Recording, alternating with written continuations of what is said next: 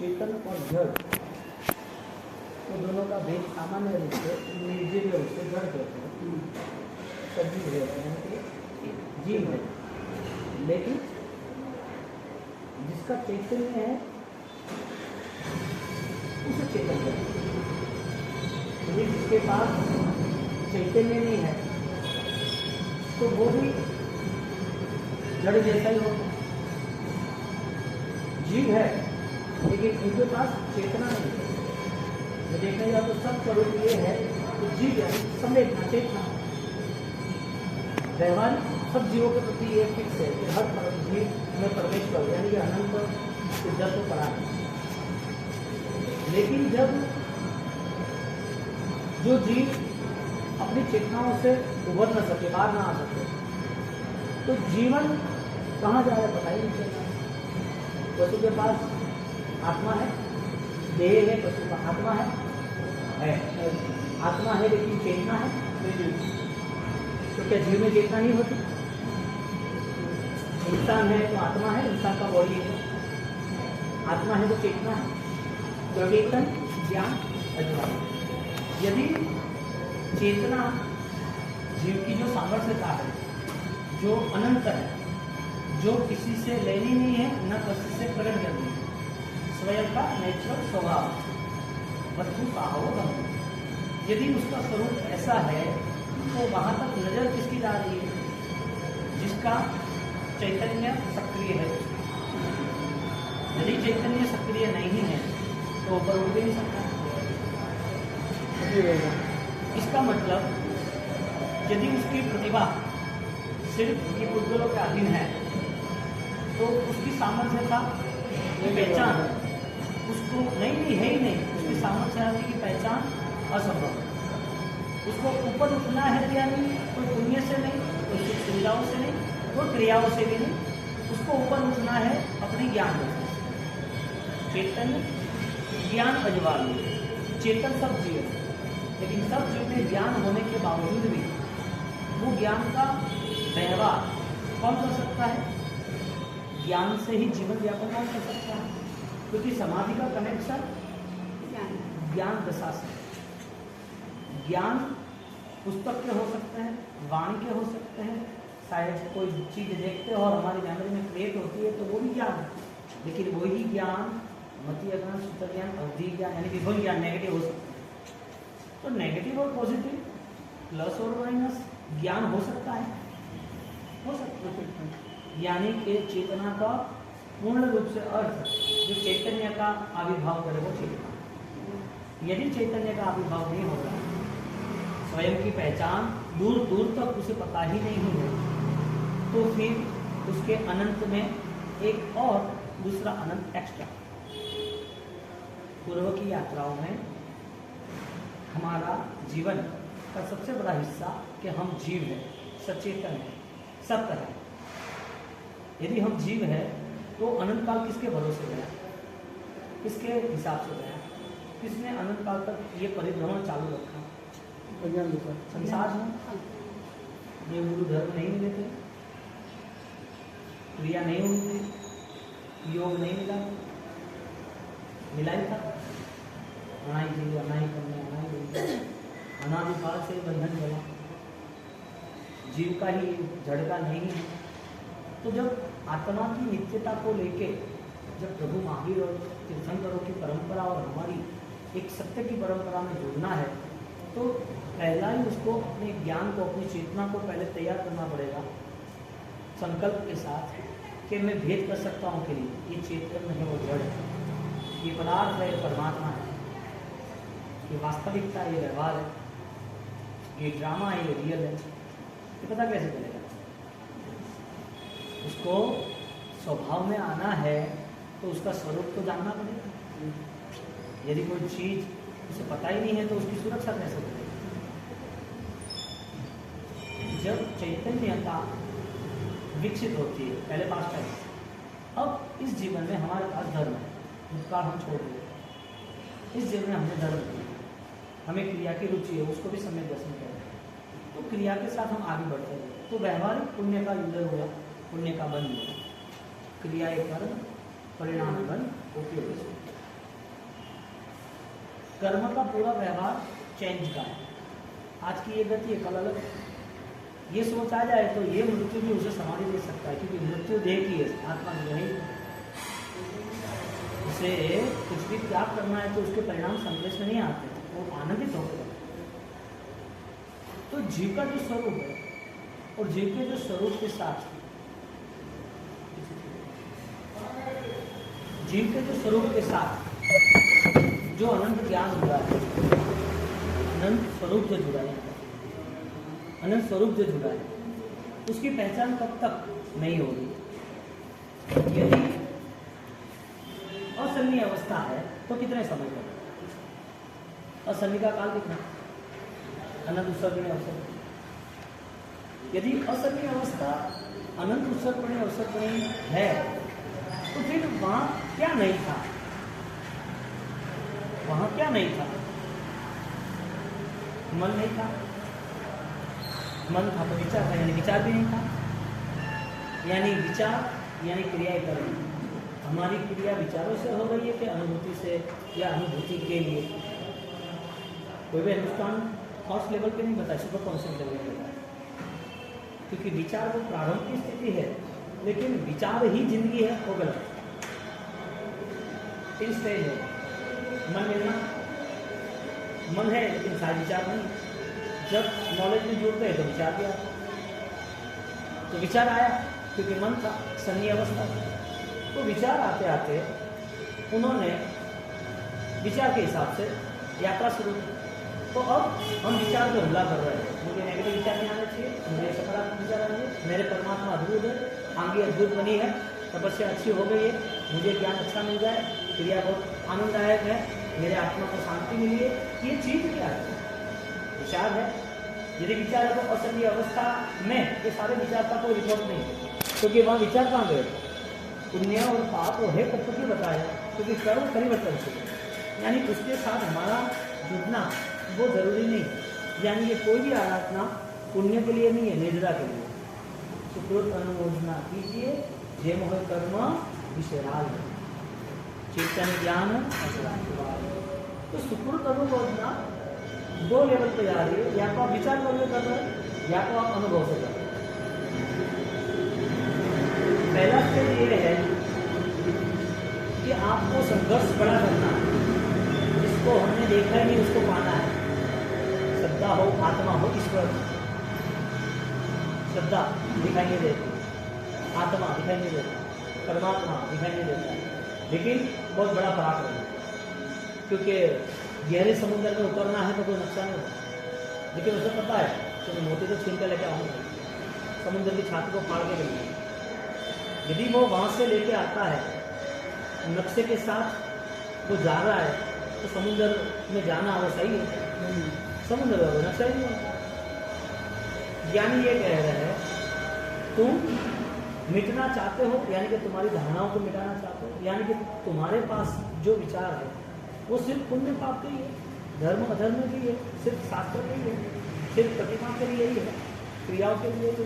तो उस विचार का एक अगला लेवल भी है, जो मन विचार करता है, उस विचार से आगे जाना, यानी कि पुद्गल है, वो कोई सपोर्टेड नहीं, सपोर्टेड है लेकिन वो रियल नहीं, वो स्वरूप नहीं है। आगे जाना है कि मैं मेरे आत्मा के गुणों का भोक्ता, यानी कर्तृत्व मेरा गुणों का होना चाहिए। तो जो गुण है वो व्यवहार से, विचारों से आते हैं या फिर रियल है? हमें रियल में जानना चाहिए, रियल है सही, लेकिन जाते नहीं है, पता नहीं है। तो जो पास्ट लाइफ है, हाँ, वो जानवरों की दुनिया, यानी बहुत कुसंस्कार होती थी। पूर्व के भाव में हमने बहुत यात्राएं की और यातनाएं भी सहन करी, सुख दुख के प्रति आकर्षण भी रहा, सुख मिलना चाहिए, दुख नहीं मिलना चाहिए, मन अशांत रहा। तो मन के द्वारा जो कुछ कनेक्ट किया है, जो भी स्टॉक्स पड़े हैं, वो सारा मन आज यही यूज कर रहा है। यानी मन के आधार पर वो फाइट कर रहा है कि मुझे ये नहीं करना, मुझे ये नहीं करना, मुझे ये नहीं करना। नहीं करना सही बात है, तो करता क्यों वापस, क्यों हो जाता है। इसका मतलब मन की भी इतनी संकल्प शक्ति नहीं होती। जब टारगेट क्लियर होता है, आध्यात्मिक शक्ति का यदि विजन, जिसे हम सम्यक दर्शन करते हैं, वो सम्यक दृष्टि का परिवर्तन होता है, तो चैतन्यता सक्रिय हो जाती है। चेतन तो है, जीव है, सत्य है, हाँ, जीव का लक्षण है। तो चेतन होने के बावजूद अब उसकी प्रोसेस उसके अनुभव में जाने की जो है, उसके साथ उसे रहना है। किराए के घर पर तुम्हारा मन कैसा, किसी की गाड़ी लेके तुम गए, आप कितना दूर 3, 4, 10 दिन के ले चले जाओ, रिटर्न आ। पर्याय की यही परिभाषा है। जो पराया है उस पर आए, पर से आया हुआ है, हमारा पर से आया हुआ है। पर यार ये विपत्ति नहीं कर सकते, लेकिन सेट कर सकते। पर यार पर से आया हुआ है। यदि पर से आया हुआ है तो स्व का नहीं है, खुद का नहीं। यदि स्वयं का नहीं है तो फिर इतनी माथाकुड़ी क्यों, इतने सालों से जुड़े भावों से। तो जब क्रिया रुचि होती है तो वही क्रिया रुचि हमें गुण रुचि तरफ ले जाना चाहिए। कैसे? सुकृत अनुमोदना कीजिए, जी मोह कर्म विशेषाल। सुकृत अनुमोदना यानी कि विचारों के आधार पर किसी के प्रति हमारी सद्भावना, किसी के प्रति अनुमोदना का भाव। किसी ने अच्छा किया है तो हमारा आनंद आता है कि पुण्यशाली आप अच्छा काम किया, इस सुकृत अनुमोदना हुई। बिटवीन द लाइन उसके अंदर में सुकृत की अनुमोदना के साथ पल रहे हैं दोष त्याग, एकांत तो है ही। और ये सिस्टम है कि जैसे जैसे दोष त्याग होता है, किसका? स्वयं का। तो किसी की अनुमोदना हो रही है तो उसकी बुराई तो नहीं देख रहे हैं, लेकिन दोष का त्याग हो रहा है, वो अनुभव हो रहा है। दोष हमारा नहीं है, आत्मा का नहीं है, उसका अनुभव नहीं होता है। लेकिन बात यह है कि जहाँ शुद्धि मिलती है, कर्म हो विसराल है, निर्जरा को कनेक्ट करना है। इससे 9 तत्व में निर्जरा है, तो धर्म करने से निर्जरा मिलती है कि धर्म करने से पुण्य मिलता है। तो व्यवहारिक क्या है, सिखा क्या रहे?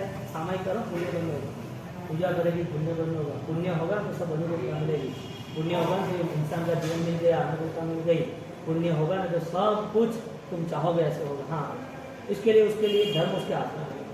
जैन दर्शन का मूल खत्म हो गया, मूलभूत प्रवाह था ना, वो चाहिए। क्योंकि आधार क्या बना है? अनुकूलता, पुण्य, सुख, और धर्म चलता रहा। कष्ट करो परिधर्मो आपका धर्म अर्थे धन करते कर्ण मिथ्यात्व सते तेजी तुम मिले। अभिधान राजन को उसका 5वां भाग है, उसमें मिथ्यात्व के 500 पेज हो सकते हैं, 55 पेज लिखे हैं कि मिथ्यात्व क्या है। हमें नॉर्मल पता है कि ऐसा ऐसा मिथ्यात्व है, लेकिन जब उपाध्याय भगवान ने आपको कल किताब दी, उसमें 18वीं सज्जा है, 18 पापों की। उस 18 पापों की सज्जाई में लास्ट 18वीं सज्जा है, टोटल 150 पौने 150 रखा है, एक करते हैं। तो उसमें लास्ट में वो बात रखी, कष्ट करो परिधर्मोपा धर्म अर्थे धन खर्चो पण मिथ्या को सफेद। कष्ट करो, हम कंसल्ट करते हैं निर्जरा को, हम कंसल्ट करते हैं पुण्य पाप का त्याग का, हम कंसल्ट करते हैं सुकृत अनुकूलता। ये सारी जो चीज है, जाना सवाल हो गया, मुझे पता नहीं, मैं वहाँ से नहीं हो रहा, तो 5 मिनट 7 मिनट के लिए। तो वो सारी चीज कहाँ रुकी है कि निर्जरा कहाँ हो सकती है? हमारा चैतन्य जो है, क्योंकि हमें मिलना है तो कैसे मिले, अनुभव कैसे हो, बात ये कहते हैं। तो अनुभव की दृष्टि से यहाँ पर सुकृत अनुमोदना जो उपाध्याय भगवान ने ये साहित्य रखा है, सुकृत अनुमोदना। तो सुकृत सारा अच्छे कार्य की अनुमोदना हम जब करते हैं, तो अच्छे कार्य की अनुमोदना किसी और की करते हैं, लेकिन अनुमोदना का मूल कहाँ पड़ा है, स्टार्टिंग कहाँ है? अपने अंदर। आपका लेयर खत्म हो गया उसके दोष देखने का, आपके आगे इनके लिए विचार था कि ये गलत आदमी, तो आप अनुमोदना नहीं कर पाओ। किसी के प्रति घृणा हो गई तो आप उनके, वो अच्छा कितना है, कितना भी त्याग करे, वो साधु भी बन जाए तो भी उनके प्रति आंतरिक दूषण तो रहेगा। नुकसान किसको? स्वयं को। क्यों? क्योंकि अनुमोदना के बाद, अच्छे विचार, अच्छी क्रियाओं के बाद भी वो 20 अनुष्ठान पड़ा है जहाँ दुष्प्रवृत्ति, दुष्वृत्ति है। कौन सी दुष्वृत्ति है? किसी के दोष में जाना, यानी कि अनुमोदना हुई, वो क्रिया कर्म हो गई, रिजल्ट नहीं मिला क्योंकि कर्म परिवर्तन हुआ। यानी एक क्रिया जो है, ऐसी हजारों क्रिया है जो सिर्फ पुण्य के उदय है। तो चक्रवर्ती ने पुण्य को त्याग कर दिया। अब यहाँ पर यानी पुण्य छोड़ना चाहिए, अपनाना चाहिए? छोड़ना चाहिए, त्याग चाहिए, क्योंकि चक्रवर्ती ने त्याग किया, हमारे तीर्थंकरों ने त्याग किया। तो ये परंपरा इसके लिए बनी कि 200 साल के बाद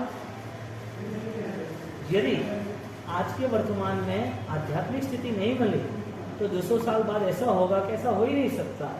इन्होंने वसीयत किया था, इन्होंने मास्टर किया था, पॉसिबल ही नहीं है। ऐसे सारी बातें हैं। जैसे एक राम लीला, रामायण के ड्रामे होते थे गाँव में, हाँ, और वो ड्रामा 200-300 साल चले और बीच में ऐसी कोई धार्मिक स्थिति नहीं रहे तो क्या ड्रामा है? तो नहीं, ये तो हिस्ट्री है। तो ऐसा हुआ है, ऐसा वनवास हुआ है, ऐसा युद्ध हुआ है, ऐसा त्याग हुआ है, ऐसी ऐसी बातें चलती है, ऐसी दीक्षा हुई है। तो राजा थोड़ी छोड़ सकते हैं, ये तो ड्रामा बता देते। इसके लिए कहने का मतलब, यदि यहाँ टेकने का व्यवहार नहीं होगा तो जो जीवों को ऊपर उसकी आर्थिक शक्ति के हिसाब से, लेकिन हमारी जो सामर्थ्यता है वो सिर्फ क्रिया के कर्म के नाते नहीं होना चाहिए। क्रिया से कर्म, कल प्रश्न था ना आपका किसी का कि क्रिया करने की रुचि आ रही है लेकिन वो भाव दशा में नहीं आ रहा। मैं उठ रहा था तब बात हो रही थी आपकी। तो कनेक्ट जो हम हो रहे हैं तो हम हमारे अंदर छिपी हुई जो भी भावना है उसका निरीक्षण, साथी भाव, वो कर सकते हैं, नहीं कर सकते। हमें हमारा मन पता है लेकिन उस मन से जीना नहीं है, क्योंकि अनंत काल बिना मन का ही गया। तो वहां कौन था? आत्मा। अनंत काल चला गया, उसके बाद भी जब एक वगैरह अवस्था में आए तो भी आत्मा थी, लेकिन उस आत्मा ने, आत्मा प्योर है, मोक्ष में जाने वाला है, सुवर्ण खदान में है, तब तक मैला है, वही सोना प्रोसेस हो गई तो गोल्ड प्योर हो गई। जब तक सिद्धत्व अवस्था नहीं मिलती तब तक ये सारे व्यवहार तो हैं। तो क्रिया का व्यवहार है वो सिद्ध होने का, खदान से निकलने का क्रिया का व्यवहार है, लेकिन खदान में ही रहना। तो अच्छी क्रिया, अच्छे विचार, पाप की क्रिया, पाप के विचार, तो ज्यादातर किसका बल बढ़ता है? पाप का, या पाप की बुद्धि का, या धर्म की बुद्धि का? यानी कि क्रिया का बल ज्यादा है कि विचारों का बल ज्यादा है? ज्यादा क्रिया धर्म की है या पाप की है? ज्यादा विचार पुण्य के है, धर्म के है या पाप के है? और ये होने के बाद ज्यादा या कम कुछ भी है तो बल किसका है? लास्ट में आएगा कॉन्शियस का, परिणति का। यानी कि बैठना, उठना, सोना भी है तो वो अपनी जागरूक अवस्था को वो कहीं पर भी छोड़ नहीं सकता, क्योंकि आज का अवसर 100 साल का, 50 साल का, और भगवान की आज्ञा से क्षणिक है। कब वियोग होगा कुछ पता नहीं। देह का वियोग अनंत काल होगा, सुख दुख अनंत काल से चलता है, लेकिन आज का मेरा अवसर ये है, मुझे मेरी आत्मा को मिलना है। और जब आत्मा से मिलने का होगा ना तो बॉडी भोजन ही नहीं मांगती, मन मांगती है, और मन बहुत मांगती है लेकिन बॉडी कम देती है। किसी को तपस्या करनी है तो किस भाव से करता है? डिमांड कहाँ है? मन है ना, पैसा कितना चाहिए, मन की डिमांड है। तो साधनाओं के स्तर पर जब क्रिया का स्तर शुरू होता है, क्रिया का बढ़ाव होता है, तो वो क्रिया का बढ़ाव शरीर लेवल पे आ जाता है, तो फिजिकल लेवल पर हम आगे निकल जाते हैं, और होना भी चाहिए। लेकिन हमारी सुपर कॉन्शियस जो है, हमारी आध्यात्मिक शक्ति है, उसको मिलने के लिए हमारे पास कितना समय है? 10 साल, 20 साल, 30 साल, 40 साल, 50 साल, 1 भव, 2 भव, 3 भव, क्या पता। पास्ट टेंस का भी आज हमें याद नहीं है कुछ। ये यहाँ से हम, हमारी आज की मेमोरी कैसी है वो कौन चेक करेगा? हमें पास्ट टेंस याद नहीं है, लेकिन भगवान की आज्ञा से हमें पता है कि संस्कार उसे चेंज करना चाहिए। ये सारे प्रयोग हुए हैं पास्ट टेंस के, पास्ट मेमोरी के, कि आत्मा कहाँ थी। और अगले भाव में भी कर्म की लास्ट वर्ष जाता है ना, आरंभ करेगा वो सब कि ये अनुष्ठान, ये क्रियाओं से इधर जाएगा, ये क्रिया से इधर जाएगा। अगला भाव नरक का है, देव का है, मानव का है, जानवर का है, सब लिख लिया लास्ट 10 जाता है। इसका मतलब ये बर्तन, ये व्यवहार उसे यहाँ ले जाएगा। तो हमारे पास आज मूल्यवान अवसर है। क्यों? यानी तुरंत पता चलेगा साधक को कि मुझे अनुष्ठानों के साथ वो अनुष्ठान अमर बने ऐसा आगे बढ़ना, उसी आराधना को लेके मुझे बल बनाना, उस स्थिति को अब निर्जला लेवल पे हमें जाना। अभी टाइम कम है, ये पता सब कल रहेंगे 9:15 बजे आपको नहीं, मैं वहाँ गया तो वहाँ लेट हो गया, मुझे पता था तो नहीं सीधा 8:15 को आना, तो मैंने बोला आप तैयार